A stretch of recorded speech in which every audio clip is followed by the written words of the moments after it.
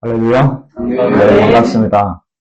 예, 새벽이지만 우리 서로 한번 주님의 이름으로 한번 문안하고 인사했으면 좋겠다 싶은데 주님의 이름으로 사랑합니다. 축복합니다. 한번 인사하십시오.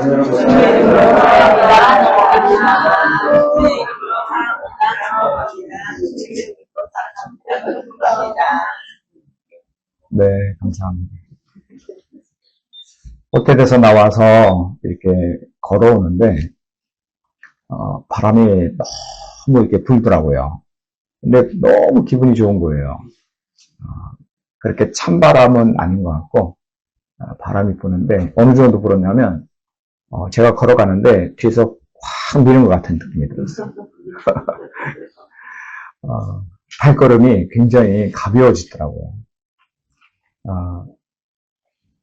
그게 저는 마치 예수님의 바람, 성령의 바람이 우리 목사님, 또 사모님, 세 아들, 일본으로 확 이렇게 불어왔던 거 아닌가 이런 생각도 들었고, 또 오늘 아이모리 우리 교회의 우리 성도님들 하나님께서 다 여기에 하나님의 막 성령의 바람이 불어서 이것에 모이게 하신 것 같아요.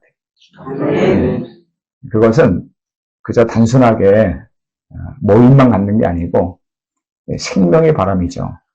예수의 바람이고 정말 하나님께서 이 땅에 하나님 하실 놀라운 일들이 있을 줄로 믿습니다. 또 오는데 어떤 청년이 우리 은상 형제가 다리를 약간 이렇게 절어요. 그래서 뭔가 불편한가 물어봤더니 이제 일본 오면서 아무래도 준비를 하면서 좀 신발을 좀 바꿔 신고 왔나 봐요. 평소에 신는 것이 아니라 바꿔 신고 왔는데 어제 이렇게 전도를 하면서 그제 전도를 하면서 전도지를 많이 이렇게 돌렸잖아요. 그런데 이제 발이 조금 아팠던가 봐요. 그래서 물집이 생겨가지고 걷는데 계속 이따 갈 때는 업고 가야 될 것 같아요.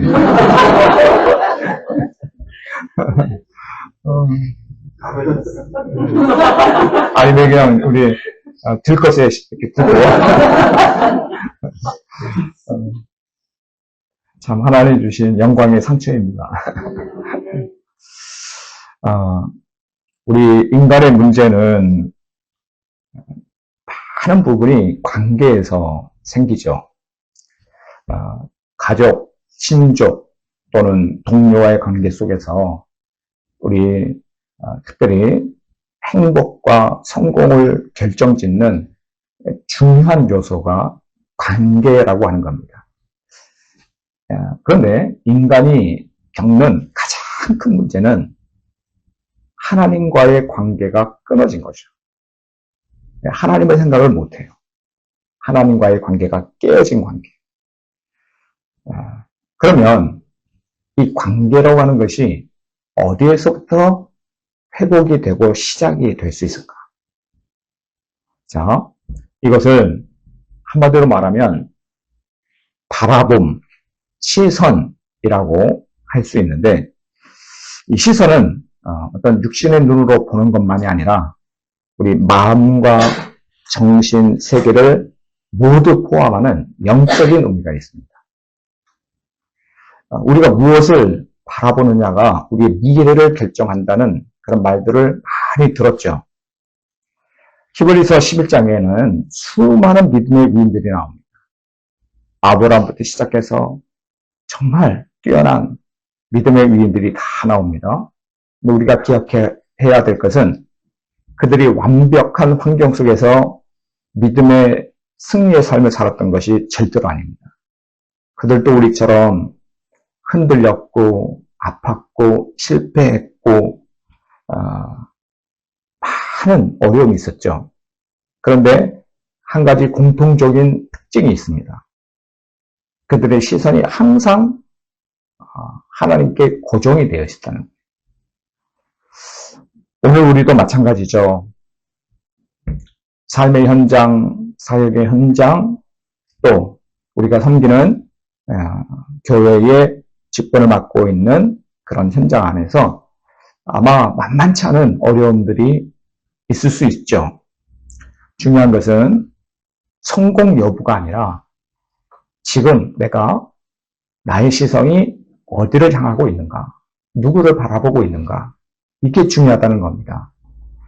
오늘 본문에 인내로서 경주하며 우리를 둘러싼 허다한 증인들처럼 주님을 바라보는 것, 이게 중요한데 무엇을 보고 어떻게 볼 것인가. 첫 번째는 골로새서 3장 2절 말씀을 가지고 한번 생각해 보려고 하는데요.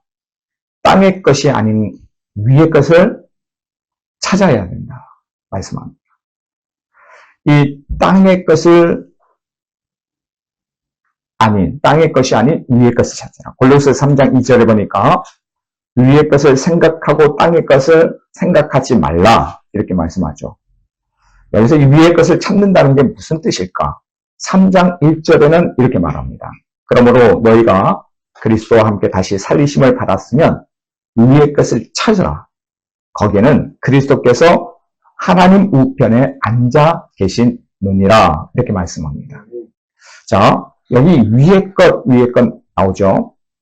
이것은 어떤 위치적인 위에 있는 것을 바라보는 그런 것을 의미하는 게 아니죠. 여기에 있는 위의 것이라고 하는 것은 그리스도의 정체성과 삶의 방향이 다 포함된 그런 아주 깊은 의미가 있습니다. 이걸 어떻게 보면은 물리적인 어떤 차원이 아닙니다. 그러니까 하나님의 어떤 통치와 주권이 실현되어지는 우리 삶의 현장. 그래서 주님을 바라보고 주님께서 원하시는 것을 우리가 생각하는 겁니다. 자, 위의 것, 그러면서 그 다음 구절들을 이렇게 살펴보면 무슨 말씀들이 나오냐면 땅의 것과 대치가 되는데 이 땅의 것에 대해서 뭐라고 이야기하냐면 이렇게 말씀합니다. 음란, 부정, 사욕, 탐심 이런 걸로 이야기해요. 그런데 위의 것이라고 하는 것은 그리스도가 통치하는 삶, 그리고 그 통치를 받는 우리의 새로워진 신분을 이야기하죠. 완전히 우리는 새로운 사람이 된 거예요. 예수님께서 우리를 통치하시는 거죠. 그것을 늘 생각하라는 겁니다. 그래서 위의 것을 찾는다는 것은 위의 것을 생각하는 겁니다. 우리의 소속이 이 땅이 아니라 하늘이고 또 하늘의 사람답게 하늘의 것을 생각하는 영적인 시야가 열려야 된다는 겁니다. 그러므로 예수님께 시선을 고정하기 위해서 먼저 해야 될 일이 내 생각이 머무는 곳을 점검해 봐야 됩니다. 내 생각이 어디에 머물고 있는가? 생각을 해봐야 됩니다. 그러니까 자꾸 위의 것을 생각하라. 위의 것을. 여러분, 마귀에게 생각을 빼앗기시면 안 됩니다. 가룟 유다가 마귀에게 생각을 빼앗겼죠. 예수를 팔게 되죠. 여러분의 생각을 온전히 주님께 두시기를 간절히 바랍니다. 잠언서 4장 23절에 보니까 모든 지킬 만한 것 중에 더욱 내 마음을 지키라. 생명의 근원이 이 위에서 남이니라 말씀합니다. 두 번째, 시선을 오직 예수님께 고정해야 합니다. 신앙은 감정의 문제이기 전에 시선의 문제입니다. 많은 사람들이 감정에 휘둘려서 신앙생활을 하는 경우가 많은데 히브리서 기자는 믿음의 주요 또 온전케 하시는 이인 예수를 바라보자 이렇게 말씀하죠. 고훈신 목사님으로도 유명하시고 또 정말 귀한 시인이시죠. 그분이 이런 시를 지었습니다. 그 꽃이라고 하는 시를 지으셨는데 올라갈 때 못 본 그 꽃, 내려갈 때 보았네, 올라갈 때 보지 못한 그 꽃. 딱 요게 한 19절입니다. 근데 참 생각을 많이 하게 되는 그런 시인 같아요. 올라갈 때 보지 못했어요. 내려가다가 봤어요. 왜 못 봤습니까? 그저 올라가는 것은 위로 올라가는 것만 생각한 거예요. 저도 그런 생각이 참 많이 들었습니다. 목회를 성공하려고 한다 그러면 그저 성공만 보였는데 성공이 아니라 시설 뒤돌아보면 우리 많은 성도들이 있고 하나님이 우리 가운데 함께 하시고 통치하시는 역사가 있죠. 목회는 성공하는 게 아닙니다. 성공하는 게 목회가 아니고 주님과 함께 가는 거죠. 산을 오르는 사람이 그저 발 밑만 보고 있다면 그 산의 아름다운 경치, 드넓은 그 광활한 하늘 아래 그 아름다운 풍경을 못 볼 겁니다. 로마서 12장 2절 말씀처럼 우리는 이 세대를 본받지 말고 즉 눈앞에 펼쳐진 그런 세상만 보지 말고 그 너머에 하나님의 통치하시는 역사를 바라볼 수 있기를 간절히 축원합니다. 시한부 인생을 살아가는 가장 바람직한 방법이라고 하는 그런 유튜브가 있는데요. 암 판정을 받은 40대 여 집사님의 간증입니다. 인터뷰 형식으로 이렇게 말씀을 하는데 암 말기 환자, 이제 의사에게 몇 개월밖에 못 산다는 그런 사형 선고를 받은 분입니다. 이미 3년 전에 유방암 치료를 받고 건강하게 살 수 있을 거라고 희망을 가지고 이제 회복이 된 거예요. 그런데 그 3년 사이에 암이 재발을 하고 심지어는 림프절을 통해서 온몸에 전이가 됐는데 뼛속까지 다 전이가 됐대요. 많은 사람들이 얼마나 참 집사님을 안타깝게 바라보는지. 그런데 이 여집사님은 놀라운 간증을 합니다. 하나님은 선하시다 라는 거예요. 생각을 해봤다는 거예요. 하나님께서 저를 데려가시지 않는 이유가 뭘까? 하나님은 가장 좋은 것을 주시는 선하신 하나님이신데 내가 이렇게 지지리로 못 살고 고생하고 사는 것이 이게 하나님께서 원하시지 않는 것인데 그런데 오늘 이렇게 생명을 주신 이유가 뭘까? 그때 만약에 하나님께서 데려가실 거면 지금 데려가셨을 건데 생명을 주신 하나님의 뜻은 선하다 믿었다는 거예요. 믿었어요. 사람들이 암에 걸려서 그런 이야기 하느냐 이렇게 어떻게 보면 좀 안타까운 마음으로 조롱 섞인 말로 이야기를 하지만 자기는 그 암 선고를 받고 사형 선고를 받았지만 거기서 하나님의 뜻이 무엇일까를 계속 묵상을 했대요. 생각을 했다는 겁니다. 근데 많은 분들이 자신을 위해서 기도를 이렇게 해주시더래요. 그리고 간증을 하는데 뭐라고 간증을 하냐면 자신을 위해서 기도하다가 하나님께서 그 사람들의 기도를 하나님께서 기도의 제목을 응답해 주시더래요. 그래서 하나님께서 나를 통해서 기도하게 하시려고 하나님께서 나를 이렇게 하셨나 보다. 이런 생각이 들었고 또 하나님께서 이 아프신 여 집사님을 위해서 그렇게 많은 간증을 하게 하시더래요. 자신을, 이 아픔을. 근데 그런 간증을 통해서 너무 많은 분들이 위로를 받더라는 거예요. 그러면서 하나님께서 이래서 이렇게 아픔을 주셨나 보다. 마지막 순간까지 얼마나 기뻐하는지. 여러분 물론 기도해서 살 수도 있습니다. 그렇죠? 기도해서 살 수도 있어요.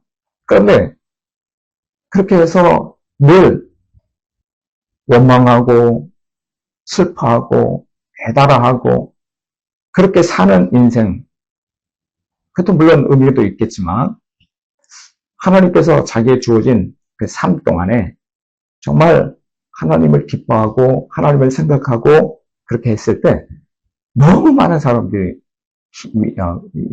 위로와 희망을 얻게 되는 거예요.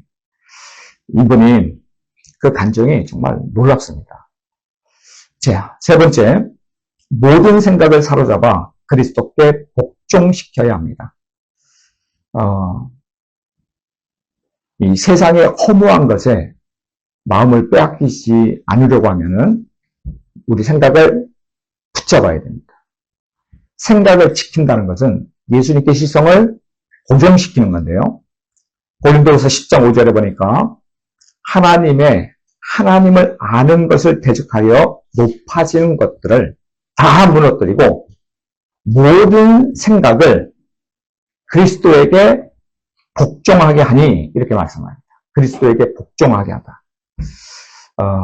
흩어진 마음이 있을 수 있는데 이것을 예수님께 모으는 겁니다. 그래서 성 어거스틴은 이런 말을 했습니다. 우리가 사랑하는 것을 본다. 내가 사랑하는 것을 본다. 그러므로 주님을 사랑하라. 그러면 주님이 보일 것이다. 주님을 사랑하라.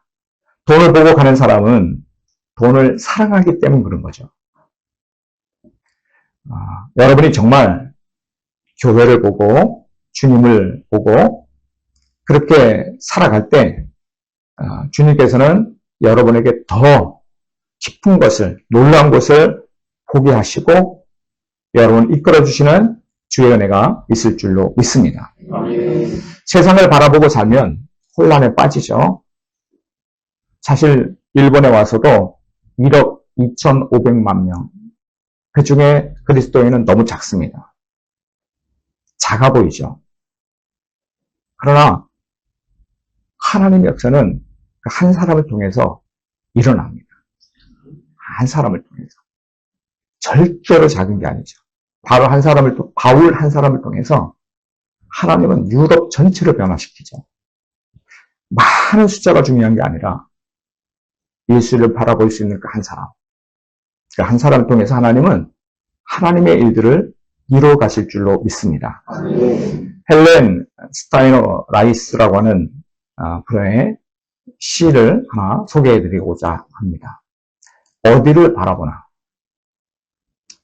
파도를 바라보면 두려움에 빠지지만 주님을 바라보면 바다 위를 걷습니다.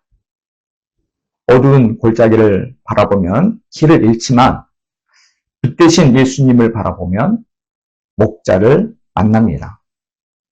당신의 눈을 세상의 복잡함에 두지 마십시오. 당신의 시선을 십자가의 고요함에 두십시오. 무엇을 바라보느냐가 오늘 당신의 평화를 결정합니다. 오늘 사실 우리 한국에서는 이제 구정 명절을 지냈습니다. 이제 새해가 우리에게는 진짜 밝은 거죠. 예수님을 바라보고 예수님께 시선을 고정하고 나가면 하나님께서 정말 우리를 통해서 그 어떤 유혹과 파도가 우리를 덮친다고 할지라도 하나님의 신실하심을 우리 가운데 이루시고 우리를 통해서 하나님의 일들을 이루시는 주의 역사가 있을 줄로 믿습니다. 우리 사랑하는 선교대원들도 주님 바라보고 여기 왔죠. 예수님 바라보고 왔습니다. 우리 선교사님 또 우리 아이노모리 우리의 교회 성도님들 어제 예배 드리는데 얼마나 감격과 은혜가 있는지요. 예수님을 바라보고 나갈 때 그 안에 주시는 하나님의 놀라우신 은혜가 우리 삶을 새롭게 하시고 또 하나님의 역사를 이루어가는 은혜가 있을 줄로 믿습니다. 기도합니다. 하나님, 우리의 시선을 주님께 고정하기를 원합니다. 주님을 바라보기를 원합니다. 우리의 삶이 주님의 온전하신 통치 가운데 이루어지기를 원합니다. 아버지, 하나님께서 오늘 이 새벽에 나와서 기도하는 우리 모든 성도들의 기도에 응답하시고 또 역사하여 주실 줄로 믿습니다. 주여, 오늘 시간 사모하는 심령 위에 은혜 위에 은혜를 더하여 주옵소서. 예수님의 이름으로 기도하옵나이다. 아멘.